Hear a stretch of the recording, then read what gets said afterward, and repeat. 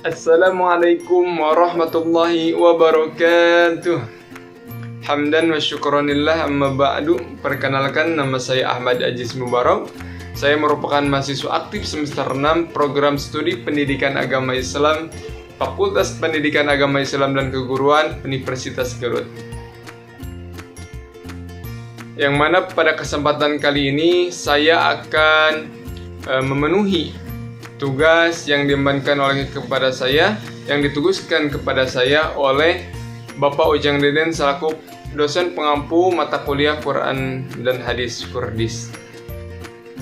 Yang mana saya akan menyampaikan terkait tema menghayati keautentikan Al-Quran.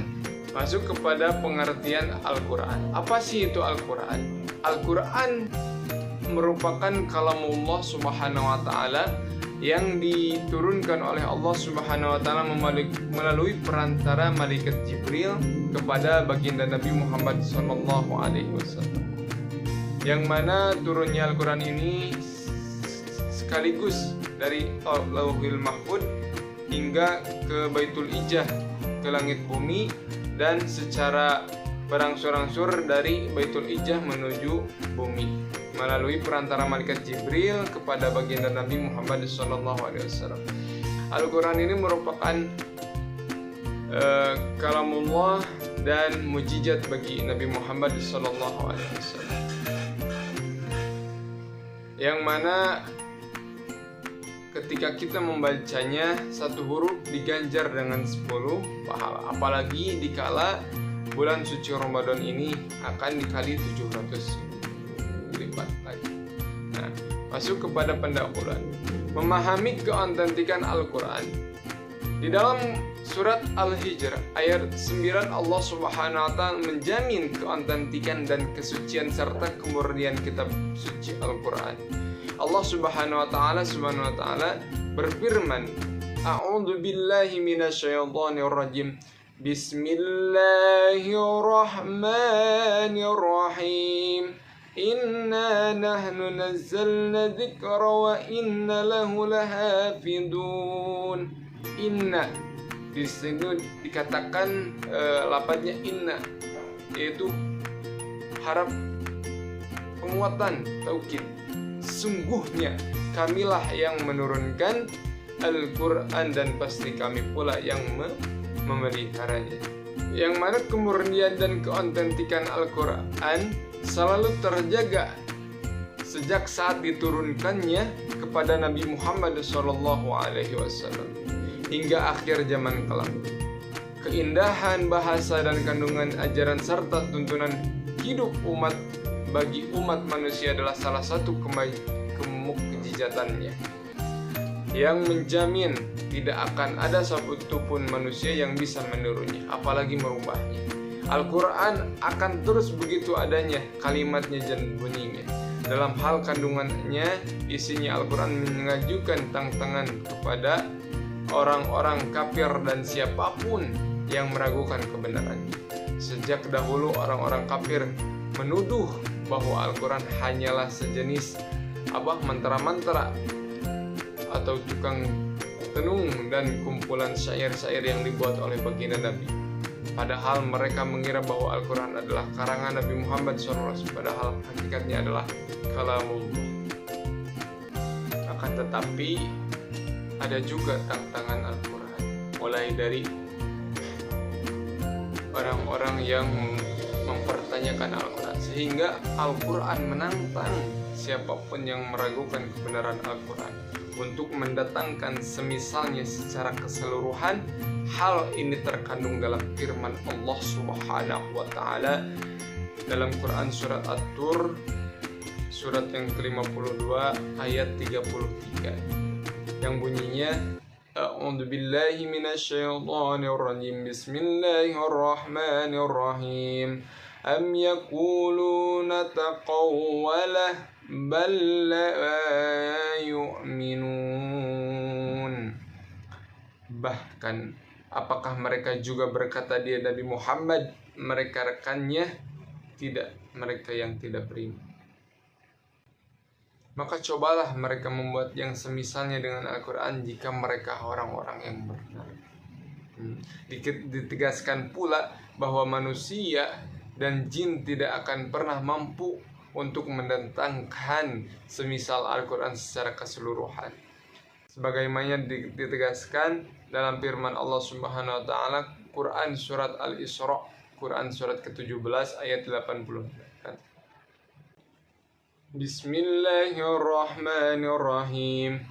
Qul la in ijtama'atil insu wal jinnu ala ayyatu bimithli hadzal Qur'an la ya'tuna bimithli walau kana ba'duhum li ba'din dhahira. Sadaqallahu aladzim. Yang artinya, katakanlah sesungguhnya jika manusia dan jin berkumpul untuk membuat yang serupa dengan Al-Quran ini, mereka tidak akan dapat membuat yang serupa dengannya, sekalipun mereka saling membantu satu sama lain. Dalam artian, kata Allah, jikalau manusia dan jin bersatu untuk membuat yang semisalnya dengan Al-Quran, maka meskipun mereka berkumpul dan saling membantu, tidak akan mampu. Yang berikut tantangannya juga yang itu, sehingga Al-Quran menantang siapapun yang meragukan kebenaran Al-Quran untuk mendatangkan 10 surat semisalnya. Hal ini terkandung dalam Quran surat Hud surat ke-11 ayat 13 yang berbunyi, Bismillahirrahmanirrahim.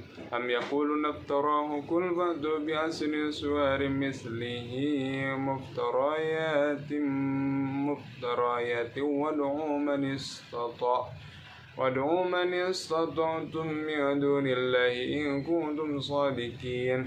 Yang artinya bahkan mereka mengatakan dia Muhammad telah membuat Al-Quran itu. Katakanlah kalau demikian, datangkanlah 10 surat semisal dengannya Al-Quran yang dibuat-buat, dan jajaklah siapa saja yang di antara kamu yang sanggup selain Allah, jika kamu orang-orang yang benar. Yang ketiga yaitu tantangan Al-Quran menantang siapapun yang meragukan kebenaran Al-Quran untuk mendatangkan satu surah saja semisal Al-Quran. Hal ini terkandung dalam Quran surat Al-Baqarah surat kedua ayat 23 yang berbunyi, Bismillahirrahmanirrahim. Wa in kuntum fi raibin mimma nazzalna ala 'abdina fa'tu bi suratin min mithlihi wad'u syuhadakum min dunillah in kuntum shadiqin. Yang artinya, dan jika kamu meragukan Al-Quran yang kami turunkan kepada hamba kami Muhammad SAW, maka buatlah satu surat semisal dengannya, dan jaklah penolong-penolongmu selain Allah, jika kamu orang-orang yang benar. Yang terakhir, kesimpulan serta hikmah yang bisa diambil yaitu ketiga tantangan menunjukkan bahwa Al-Quran adalah mukjizat. Terbukti hingga sekarang belum ada satupun manusia dan bahkan jin yang mampu membuat kalimat seindah Al-Quran, apalagi mampu memiliki kandungan makna dan berita yang lebih hebat dari Al-Quran. Hal ini membuktikan bahwa Al-Quran memang bukan buatan manusia. Al-Quran adalah wahyu Allah Subhanahu wa taala. Dialah Allah Subhanahu wa taala yang membuatnya. Kalamullah. Di saat sekarang tentu kita mengetahui bahwa sering ada berita viral tentang Al-Quran yang salah cetak atau kekeliruan. Tentu saja kesalahan-kesalahan cetak ini sangat mudah diketahui karena banyaknya orang yang menghafalkan Al-Quran serta menjaganya. Informasi sejarah juga telah terbukti bahwa Al-Quran terjaga kemurniannya. Al-Quran tidak dapat dipalsukan. Banyaknya para penghafal Al-Quran adalah salah satu benteng penjaga kemurnian dan keautentikan Al-Quran. Para penghafal Al-Quran tidak pernah putus generasi sejak pertama kali Al-Quran diturunkan kepada Nabi Muhammad SAW. Cetakan-cetakan hingga kini terus dibuat, disimpan, diteliti, dan diperbaharui. Sejak dahulu waktu wahyu disalin di atas batu, lembaran, kulit binatang, pelepah kurma, dan tulang-tulang, seluruh cetakan dan apapun bentuk media yang menyimpan Al-Quran ini semuanya bersumber pada satu titik, yakni mushaf Al-Quran. Dan apapun bentuk media yang menyimpan saat ini yakni mushaf Al-Quran yang selesai dikodifikasi pada zaman Khalifah Utsman bin Affan, turun-temurun terus dijaga secara mutawatir lintas zaman dalam berbagai media yang terus berkembang dan dihafal-hafal para penghafal Al-Quran. Mungkin dicukupkan dari saya. Mohon maaf atas segala kekurangan dan kekhilafan. Astagfirullahaladzim min qaulin bila amalin li walakum. Khudma sopa wa dama qadar wallahu muwaffiq ila tariq. Wassalamualaikum warahmatullahi wabarakatuh.